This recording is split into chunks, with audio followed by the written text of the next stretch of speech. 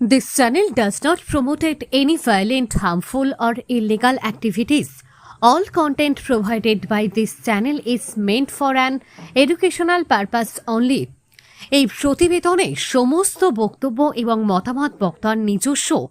আমার বাংলা নিউজ কোনো বক্তব্যের দায়ভার নেবে না। আবাস যোজনা দুর্নীতি, তোলাবাজি থেকে খুনের অভিযোগ সবকিছুরই জবাব সাংবাদিক সম্মেলনে দিলেন ডক্টর সুমন সাপুই।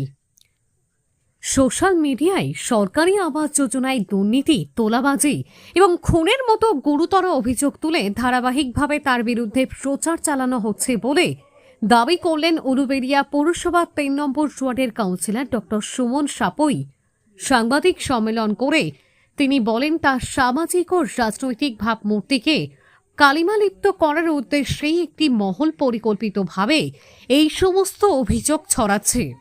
খুনের অভিযোগ প্রসঙ্গে তার দাবি, ২০২১ সালের মে মাসে যে ঘটনার কথা তুলে ধরা হচ্ছে সেই সময় তিনি রাজনীতির সঙ্গে যুক্ত ছিলেন না, এমনকি ওই ওয়ার্ডের কাউন্সিলরও ছিলেন না। অভিযোগের বিষয়ে স্থানীয় বাসিন্দারা কি বলেন? সবকিছুই আমি পেয়ে গেছি, আমার কোনো অসুবিধা নেই। আমি আমার জীবদ্দশায় যেটা ডাক্তারবাবুকে দেখতে পেয়েছি, তো উনি খুবই ভালো লোক, সমাজসেবী লোক।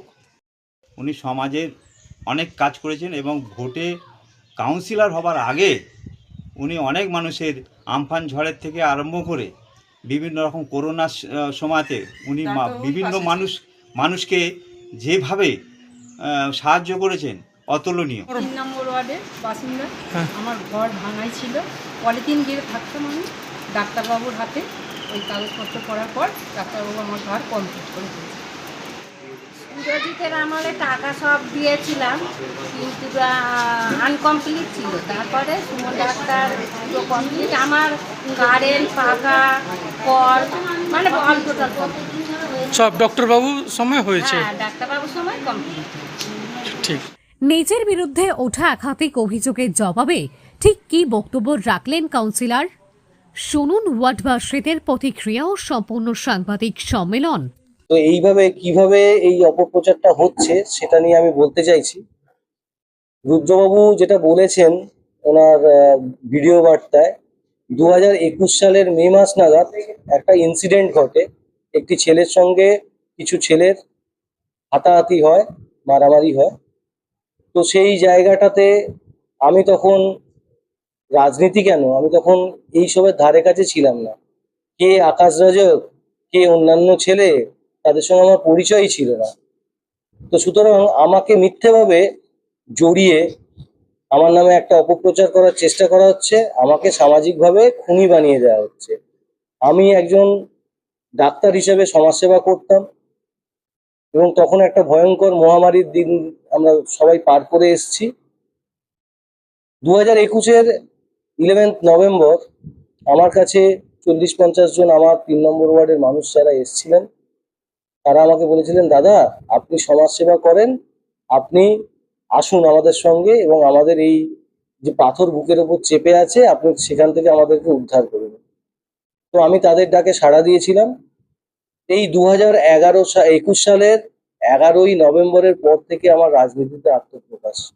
তো সুতরাং যে মানুষগুলোকে আমি চিনতাম না, জানতাম না, তাদের সঙ্গে জড়িয়ে আমাকে একটা খুনি বানিয়ে দেওয়া হচ্ছে।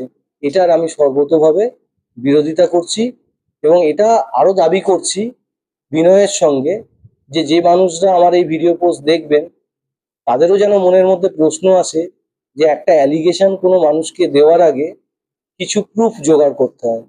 যে সেই মানুষটা ২১ সালে একটা মারামারি হাতাহাতি হয়েছিল, সেই মানুষটা একটা মদের দোকানে কাজ করত এবং সে কি মানুষ সেটা সমস্ত গ্রামবাসী জানে, কিভাবে তার জীবনযাপন হতো। ২০২৪ সালে সেই মানুষটি মারা যায় এবং সেই মরে যাওয়ার কজটাও অন্য। সেখানে কোনো রকম ভাবে এই মারামারি, ঝামেলা, এইসবের ব্যাপার আমার তো মনে হয় সেখানে নেই, কারণ একটা মেডিকেল কজে তিনি মারা যান। তো সুতরাং সমস্ত ঘটনাটাকে এক সূত্রে গেঁথে আমার নামে যে অপপ্রচার হয়েছে সেটা সম্পূর্ণভাবে ভুল এবং আমি এর তীব্র প্রতিবাদ করি। কারণ আমি জানি যে এই বিজেপি দল সে একটা আইডিওলজি নিয়ে চলে, তাদের একটা গঠনতন্ত্র আছে এবং তারা অনেক অপটিমিস্টিক, মানুষের পাশে থেকে কাজ করতে চান। আমরাও চাই যে মানুষের পাশে থেকে কাজ করতে, কিন্তু রুদ্রবাবু যেটা করছেন সেটা একটা পার্সোনাল অ্যাটাক করছেন এবং উদ্দেশ্য প্রণোদিতভাবে একটা মেলাইন করছেন একজন মানুষকে।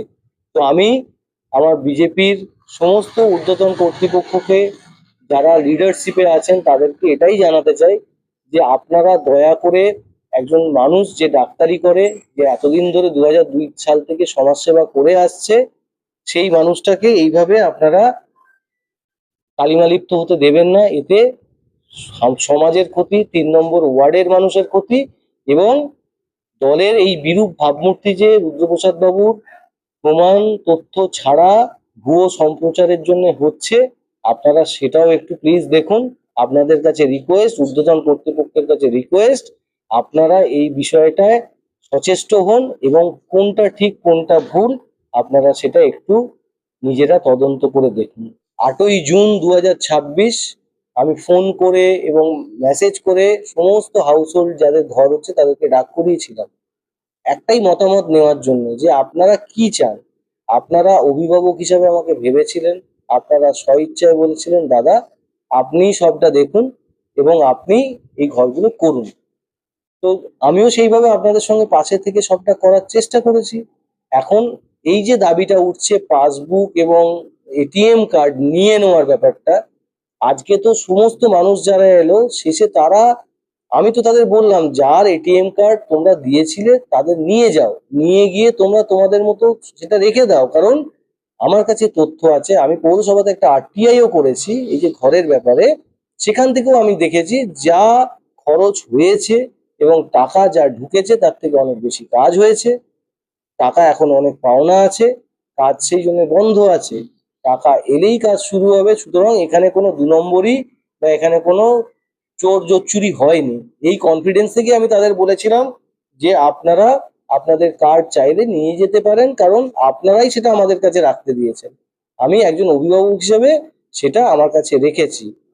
তো তারা এক বাক্যে সবাই স্বীকার করে গেছে, বলে গেছে উইদাউট এনি প্ররোচনা প্রভোকেশন যে না দাদা আপনি আমাদের অভিভাবক হয়ে যেমন ঘরগুলো করছিলেন সেটাই করুন।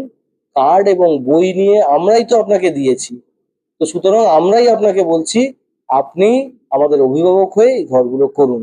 তাহলে যে অভিযোগ আমার ওপর উঠেছিল আমি সেটাকে সর্বান্তকরণে আজকের যারা এসছিলেন তাদের মাধ্যমে এটাই বলতে চাই যে অভিযোগ করা খুব সহজ 2-4 জনকে দিয়ে, কিন্তু আপামর জনসাধারণ তাদের কি মনোভাব সেটা কিন্তু জানা উচিত।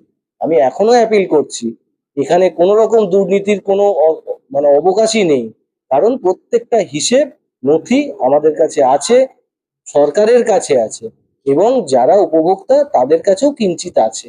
তো সুতরাং যে 4-5 জনকে দিয়ে অভিযোগ তোলানো হয়েছিল এই অভিযোগটা সম্পূর্ণ একটা উদ্দেশ্য প্রণোদিত।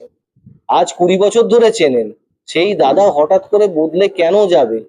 আর যে মানুষটার জন্য আপনারা বলছেন সেই মানুষটাকে আপনারা কতদিন চেনেন আপনারা নিজেরাই জানেন। আমার 3 নম্বর ওয়ার্ডের সমস্ত মানুষ যাতে ভালো থাকে, আমার যতদিন কাউন্সিলরশিপের আমার এই অস্তিত্ব আছে আমি চাইবো প্রত্যেকটা মানুষের যেন ভালো হোক এবং তাদের না আমাকেও করছে তার পরের দিন বা সেই দিন। 1 মিনিট